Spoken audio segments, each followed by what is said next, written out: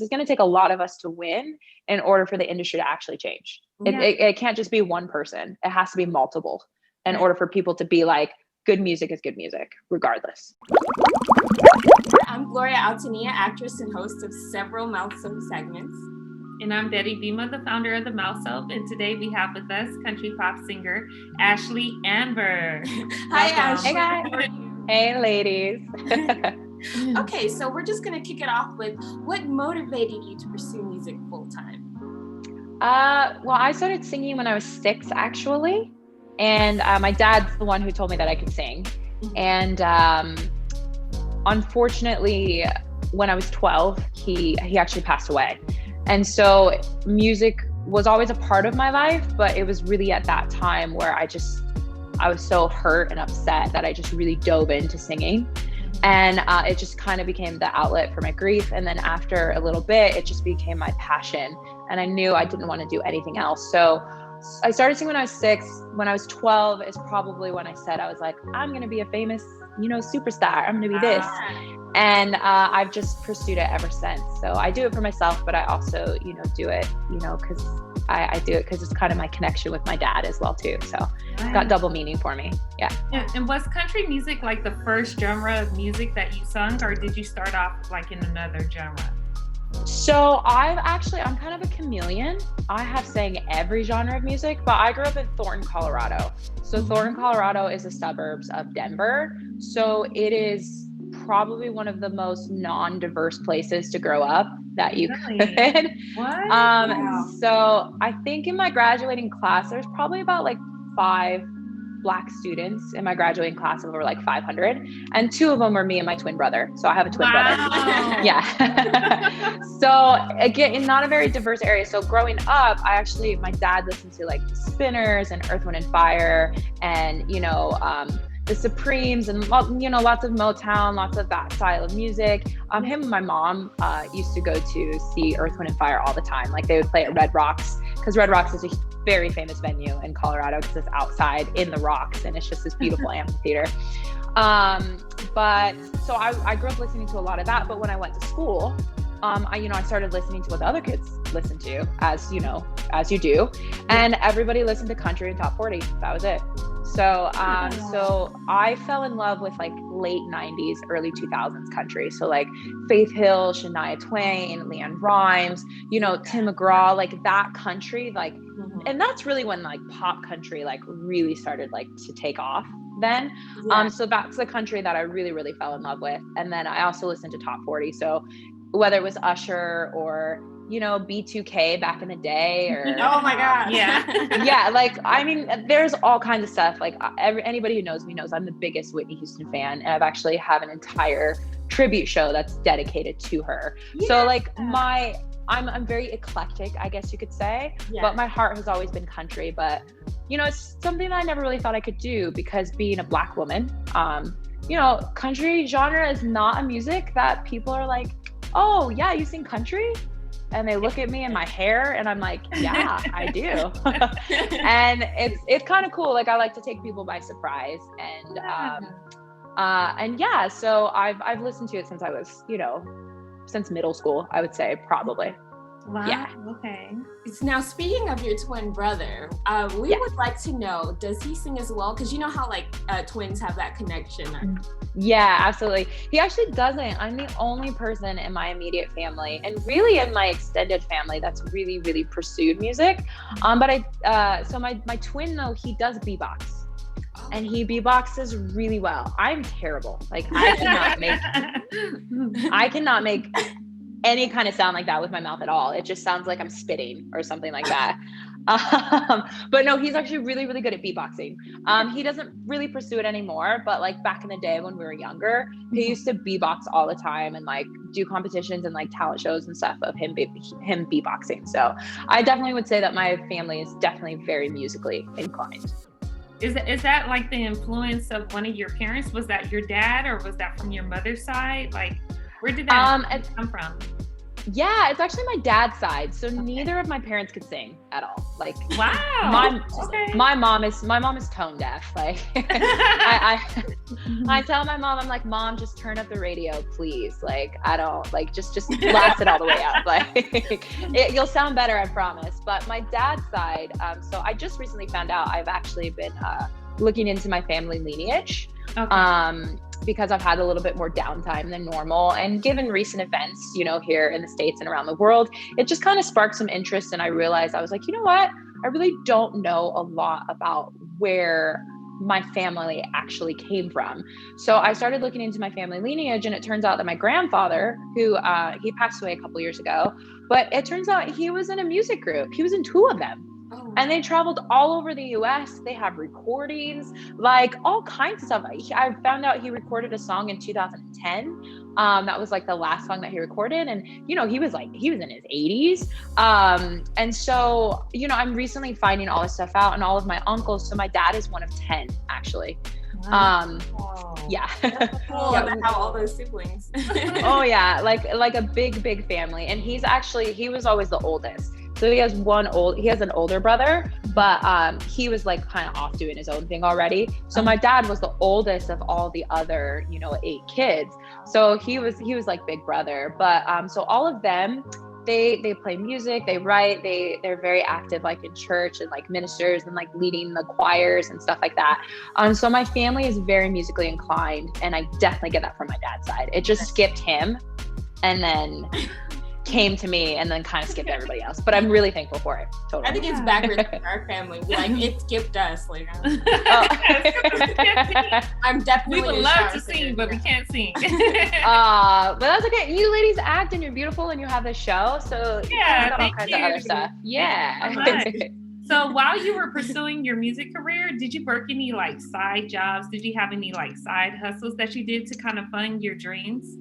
Oh yeah, I waited tables for a decade. Wow. I waited. Not trying to age myself at all. But I started waiting tables when I was 17. Mm-hmm. And I did that off and on all the way up until I was like 27 or something. Yeah, right around that time. And sometimes I didn't do it at all. Sometimes I was so busy working and so busy performing. But everybody knows, like, you know, being actresses and, you know, things like that. Sometimes you get a lot of work, or sometimes you get a job that pays you so much. You're like, cool, like I'm set for the next 6 months, or I'm set for the next year. Like I don't got to worry about anything. Anything else that comes in is just extra, right? Mm-hmm. So, you know, singing's very similar. So, I've always been resourceful. I've been self-funded all the way up until this point. All of my extra money I put towards my career. I'm not shy in spending money at all, like whether it's photo shoots, whether it's, you know, video content, whether it's, you know, getting songs recorded at like a high quality. I think as an artist, it's not easy because you spend so much money before you actually make money. It's one of those jobs where, you know, you're really doing it for the love of it. And the great thing about waiting tables is it really allowed me that freedom to be like, okay, no, I can't work for the next 2 weeks, but let me just pick up a shift on Monday night real quick because I'm not doing anything and I can make a couple $100. And then in addition to what I'm getting paid for my other gigs. So that's kind of how I've always been. I've always been really, really resourceful. And luckily, you know, since then I've been performing all over the world and just performing full time, you know, for the past like 6 years or so. So I've been very, very fortunate in that. And, you know, I just purchased my own home last year. And yeah, thank you. And that's all from singing full time. Wow. In addition to funding everything. So it's definitely possible. It's just, you kind of got to be creative of how you do things, which is why I mentioned earlier that I'm a chameleon. I didn't limit myself to just being like, okay, well, I'm going to be a country artist. So that means I have to move to Nashville and I have to sing in really small venues and take 10 years to do anything and not make any money and not really get better at performing for large crowds. Because the thing about being a singer is those small crowds only get you so far. But like when you're, you know, Kane Brown and Carrie Underwood, you know, you're performing for 20,000, plus people. And when you're at these festivals, they're even bigger than that. So I've been very fortunate to get the opportunity to perform in multi-million-dollar theaters and headline in multi-million-dollar theaters and travel the entire world, headlining my own show, relying on just me and, the band backing me. That's it. No backup singers, no backup dancers, no crazy, fireworks or nothing like that. So I'm really, really thankful the route that I took. It's not your traditional, I guess you could say like singer-songwriter route. But that's what I love so much about it is I've literally, for the past, 6 years have been performing in front of 100,000 people plus a year. And, that's experience that, you can't, I would never trade that in for anything else. And in addition to that, I've had the experience of playing in the bars and playing, being that party band singer and doing all that stuff. Like I've had the best of both worlds. And I have a very big musical theater background as well. So I'm very presentational and can be very theatrical when I need to. When you sing live and when you do these things, there's so many people judging you that you're constantly sitting there being like, am I good enough? And again, I'm known for doing a Whitney Houston tribute in addition to all the other things I'm doing. Whitney is not an easy singer.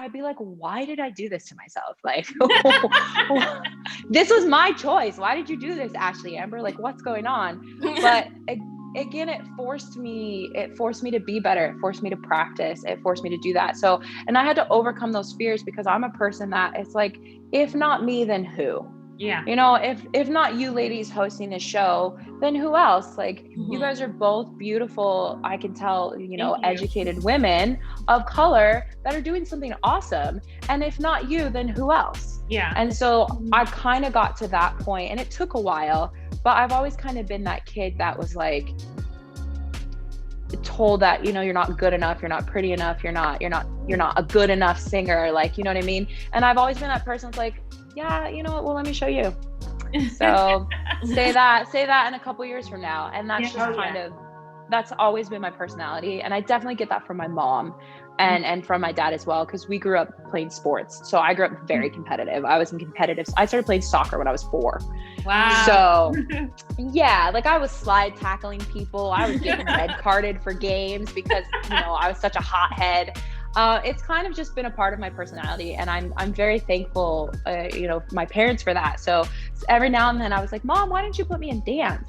But then I'm like, if I was in dance, I might not have the same type of competitive fight that I have now. Yeah. Well, we know that you're part of the Actors Equity Association. So how did you transition from playing sports, singing into acting? Like, how did that all play together? That was actually by accident. I did a little bit of acting in high school. Like I did like the musical, like the big musical that they had that year, my junior year and my senior year. But other than that, I never really did anything. And my senior year, I'm such a nerd. I was in all-state choir. Oh, really? And all-state choir, like you have to, it's actually a really intense audition process, especially for only being like 16, 17. But you have to be able to sight read. You have to be able to like rhythm sight read. You have to be able like to sing in a different language. And like there's all these things that you have to do to get selected for all-state. I mean, there's thousands of kids that audition and only like a couple hundred to actually get selected. Oh. So that was kind of like my first taste of things. Mm-hmm. But then right out of high school, I was actually signed to an independent label, but it wasn't the music I wanted to do because of my look and because of, stereotypes. They kept trying to put me like in R&B and like hip hop. And I was like, you guys, like, this is not my voice. Like, I get that I wear like an afro and like, I get that like I'm curvy and all these things, but that doesn't mean that that's what I sound like. This is the music I grew up listening to. So this is actually what I sound like. And so it took that, like, actually, like, saying no to that and like getting out of that contract and actually not doing anything for a little bit. Yeah. To then meet one of my really close friends now who actually lives in Texas. Yeah, she lived in Colorado when I met her, but she lives in Texas now.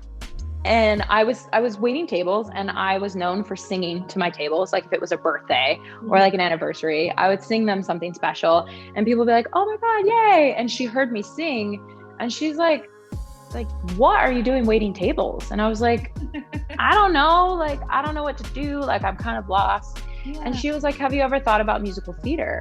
And I was like, no, not really. And she's like, well, you can get paid to do musical theater. And I was like, what?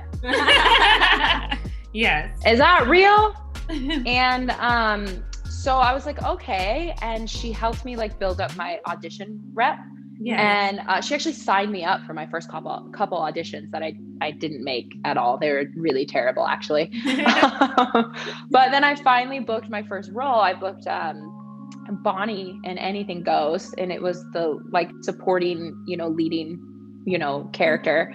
And I did that one show and then never stopped working after that. Wow. And so that's kind of how I transitioned into musical theater, just on accident. And luckily at that time, musical theater was really evolving into more pop and into more crossover. So the fact that I was on-trained and the fact that I went strictly based off of instinct is actually what helped me, get so much work, is because I didn't have that like roadblock of what you're supposed to do. I just did whatever I felt like.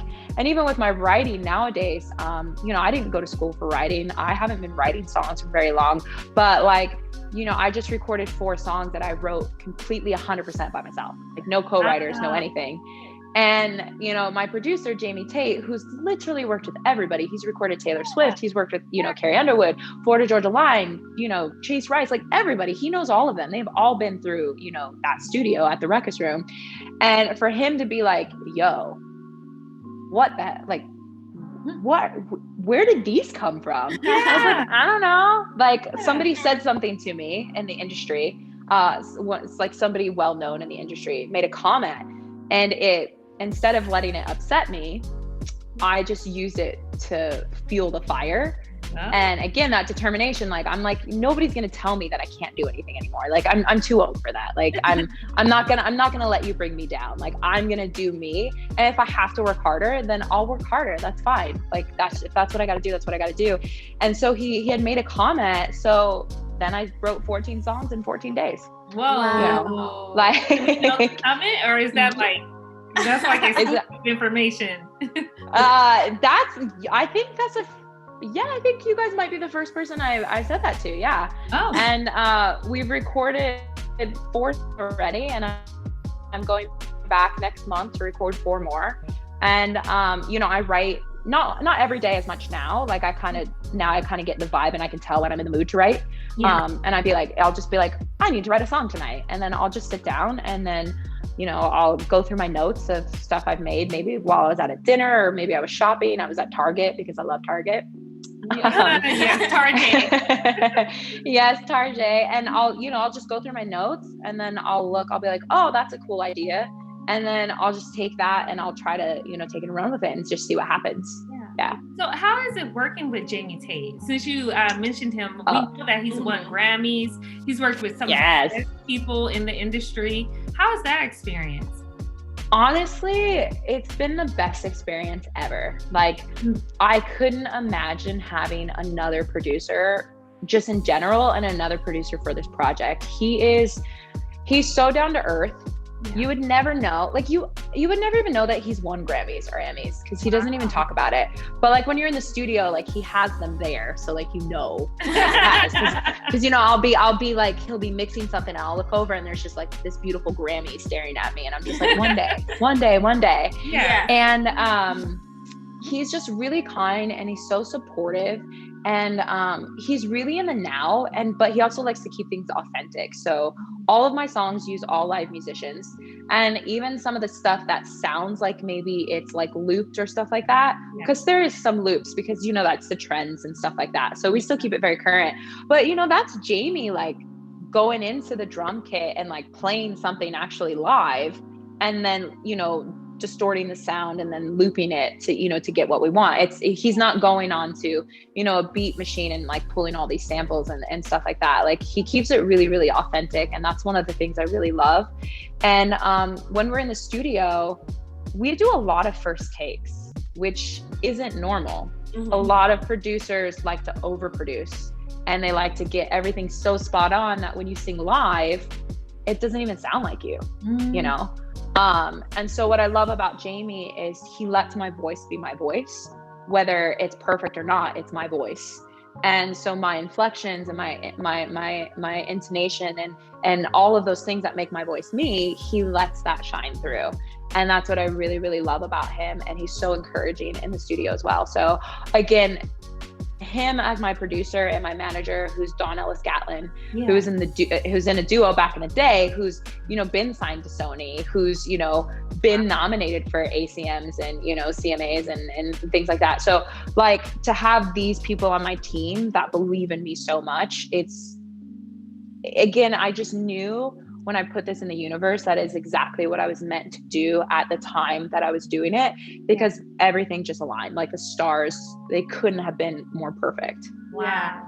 Oh, that's cool. Yeah, but to backtrack, Jamie is amazing. I've worked with other producers and he's by far just the best producer I've ever worked with. Yeah. Yeah. So one of your goals is to become the first Black female country star to have top 40 success. Why is that important to you? And how do you think that will impact the country music industry overall? Yeah, absolutely. So the thing is that it's 2020. Yeah. And the fact that we're saying that is kind of shocking. Yeah. And so the thing is I don't know what the reason is. And honestly, I really want hear soon that race doesn't matter, because when it comes down to my music and when it comes down to my numbers, I always say, is my music good enough? And people are like, well, yeah. And I was like, are my numbers good enough? Well, yeah. Well, then what does the color of my skin or how I wear my hair, why does that even matter? Yeah. Right. I was like, I am born the way that I was born and I cannot change it. And I don't like wearing my hair straight. It doesn't work for me. Like what works for me is my big poofy hair. And I've been wearing it for a long time. So it's not just a new thing that happened overnight. Yeah. And I think it's important because everybody deserves to have representation. Yeah. It's like when, we can relate to this on a different level than other people can relate to this, but it's kind of like, you know, when Obama got nominated, like won, you know, the nomination for presidency, I think everybody in America, just in general, like that wasn't, you know, that was of some sort of minority, was like, oh yeah, we can do this. There's kids that now have the dream of being, you know, the president because he was the president, you know what I mean? Yeah. And so now that dream has opened up. And again, one of the reasons why I didn't do country music when I was younger is because I just didn't see me on TV. I didn't see anybody like me. So I just didn't think, I was like, no, nobody wants to, they're not going to accept me. But, you know, now that I'm old enough and realizing that actually, no, that's not okay, because I am amazing. And whether you look at the color of my skin or not, it shouldn't matter about that. It should matter about my work ethic, my music, the people I'm working with, and all of those things. And so that's really what I'm fighting for, is to eventually, to be that first person, but to also have it so that doesn't matter. It's just Ashlie Amber wins Best New Artist of the Year. Not Ashlie Amber is the first Black female artist to win Best New Artist of the Year. Yeah. Like, I'm doing this so that will eventually change, and it doesn't matter. Yeah. And that's why it's really, really important to me, because again, like I said earlier, if not me, then who? Exactly. If not now, then when? So, and it's not just me, like we have Mickey Guyton, who's phenomenal. Mm-hmm. You know, she's incredible. And, you know, she's totally paving the way right now and breaking all sort of boundaries right now. I mean, she was the first, you know, Black female artist to perform at the ACMs. Like, that's a huge deal. And that just happened this year. It's unfortunate that current events had to happen for that to happen. Yeah. But hey, like, the conversation's open and people are realizing, like, oh, like, things do need to change and we do need to look at these things. Right. And, you know, and so she's helped paving that way. And I just want to be on the front lines with her. And I want other artists to be on the front lines with me, because it's going to take a lot of us to win in order for the industry to actually change. Yeah. It can't just be one person. It has to be multiple in order for people to be like, good music is good music, regardless. Yeah. So. And along the same guidelines, like the same conversation, Lil Nas X, like that was like a major headline, right? With his collaboration with Billy Cyrus, right? Billy Ray Cyrus. That was a really big deal, especially with hip hop collaborating with country music. I know Nelly did it before with Tim McGraw as well. You as an artist, would you ever consider collaborating outside of the genre of country? Oh, music? yeah. Absolutely. Yeah, definitely. One of the things I love about country, and especially about country right now, is it has so much crossover and so much influence. Like if you listen to Sam Hunt and you listen to like Kane Brown and you listen to like Chase Rice, they're heavily influenced by hip hop and R&B. Heavily. The only thing that's unfair is they can get away with it and it still be country.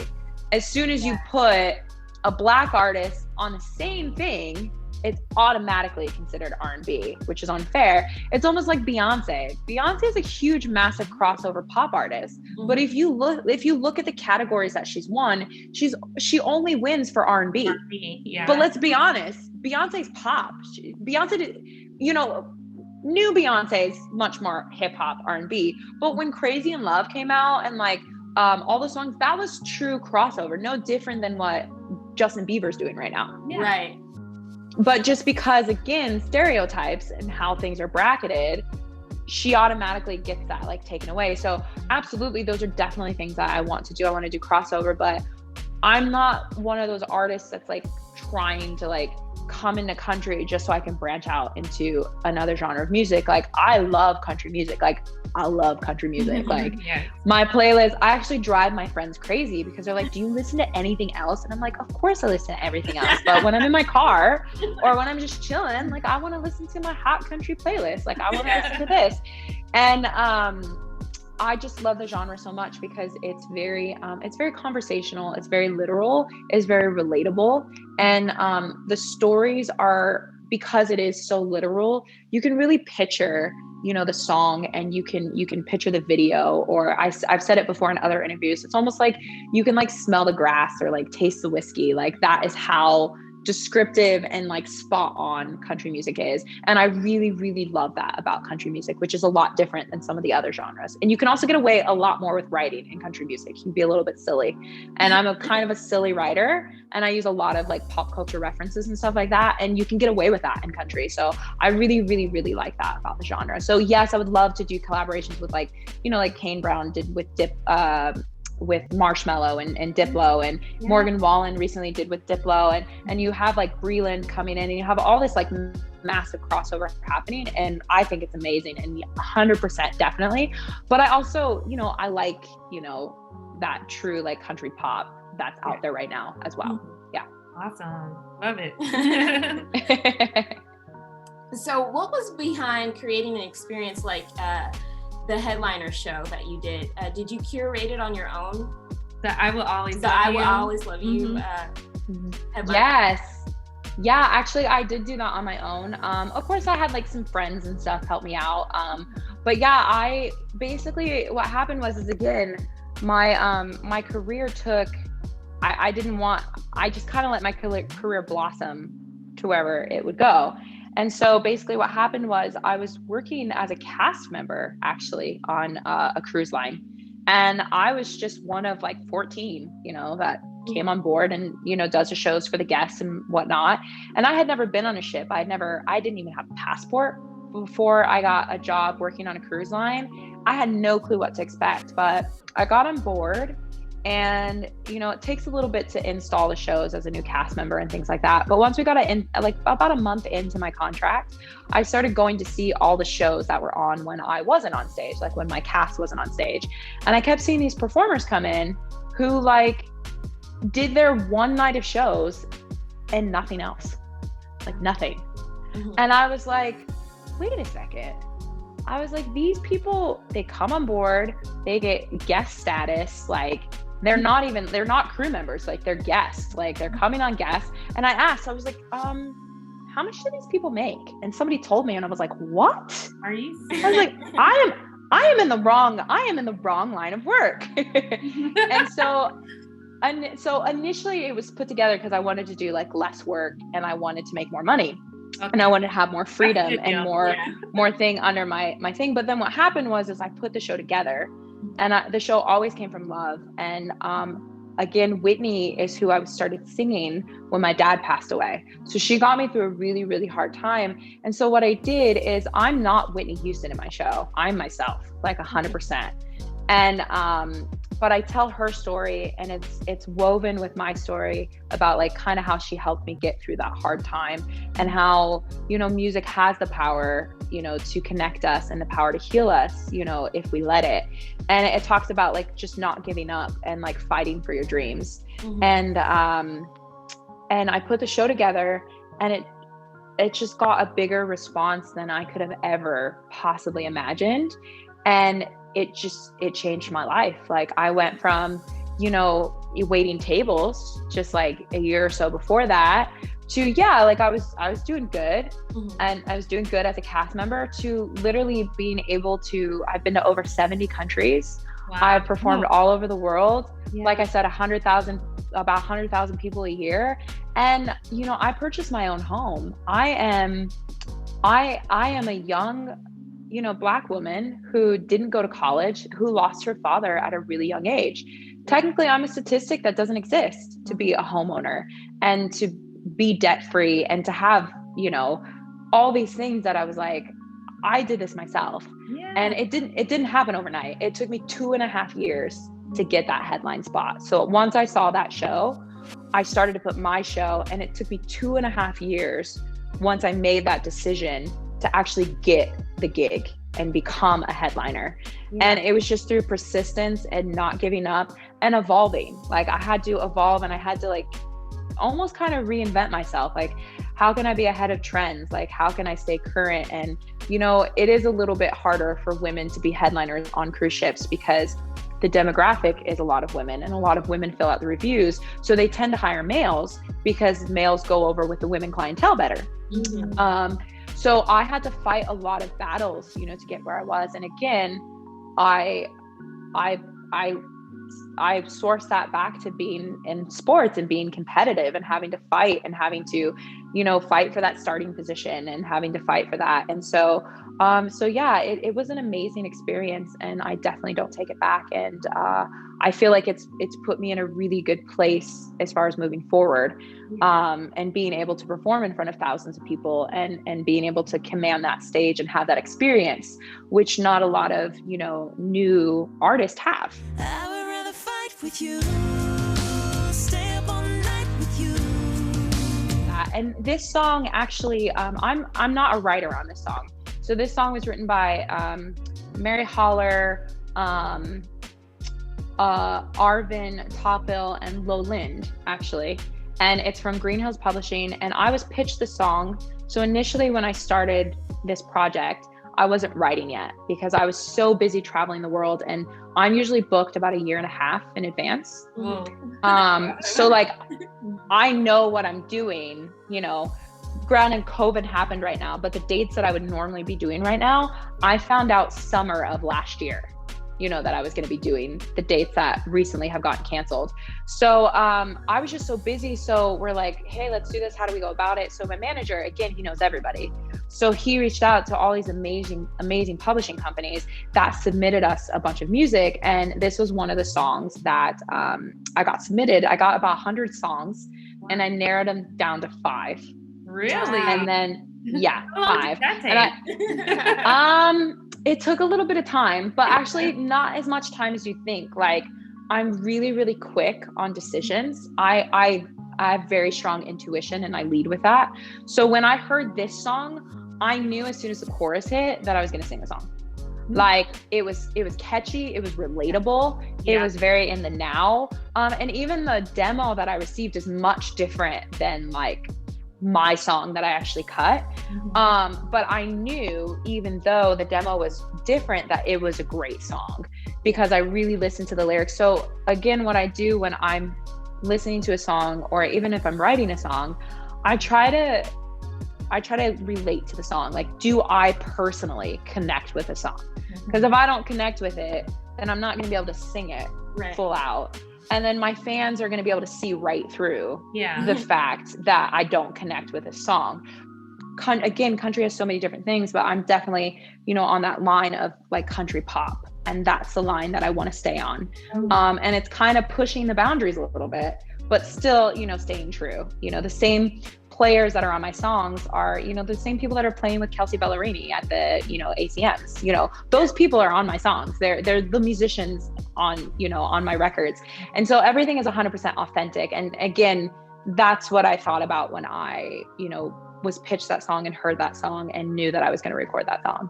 So what advice would you give to anyone who wants to be like you? Like they want to be a part of the country, you know, music industry, and they want to pursue a music career. What's your advice? My advice for anybody out there is just don't give up, and don't let people try to define who you are. Like only you can do that. And I think one of the great things about country, and I know this sounds crazy because a lot of people be like, really, country? You think of all genres, that's where you get to be 100% yourself? And I'm like, yeah, it is. Wow. Like the country genre, yeah, it's not known for its diversity, but that's changing. And it's changing very quickly. But it is known for people being themselves. They're much more likely to sign artists that aren't a size 2. You know, I'm not a size 2. Like I'm a curvy female, and I'm proud. And I've already said, like, look, I'm not gonna lose weight to be a size 2. Like I am who I am. Like you get a size 6/8, like depending on the day. Like, you know what I mean? Yeah. So and that's the one thing about country is you can get away with that so much more. And so I say, just as long as you're doing it from the heart, and as long as this is what you're truly passionate about, then you can't go wrong.